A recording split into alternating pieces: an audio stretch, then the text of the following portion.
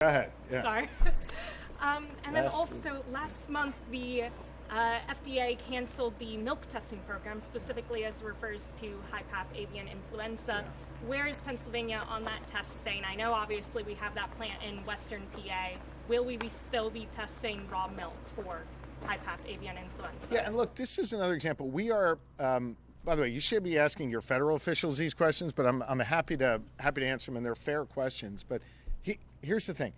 We are the only state in the nation who created a high-path avian influenza fund to support our poultry farmers when their flocks get wiped out. I think we have about $60 million, $62 million, if memory serves me correct, sitting in the bank available for our poultry farmers when the worst crisis hits their poultry farms.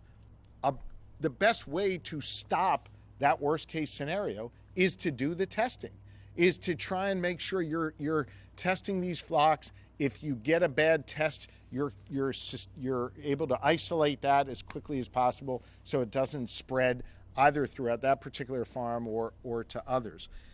And so the federal government removing dollars and removing capacity to test just makes it harder for our poultry farmers, just makes it more likely that high-path avian influenza is going to spread. I shared this directly with Secretary Rollins in a meeting. Secretary Redding and I were both there together with governors from other states.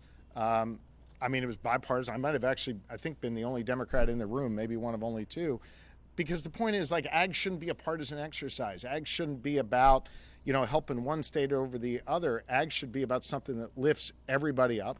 And we've got to make sure that we are stopping the spread of things like high-path avian influenza, which hurts our farmers. And I pleaded with Secretary Rollins not to make those cuts. Unfortunately, they did. So on that front, because we have this fund available, we're able to help our poultry farmers, but it's going to be harder and harder to sustain that over the long run if the feds roll back the investments that they had previously been making in rural communities.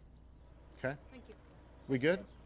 Hold on, we got to let Mr. Mosser get the last word here. Sir, the floor is yours. More of a comment.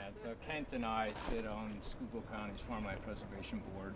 We're appointed by the commissioners, and we have great support from the commissioners for that program, and Great. We appreciate your continued support from the Department of Agriculture on that program. We've got a lot of farmland around here that we have in the program, and that helps preserve the land we need to produce the food we need. Great.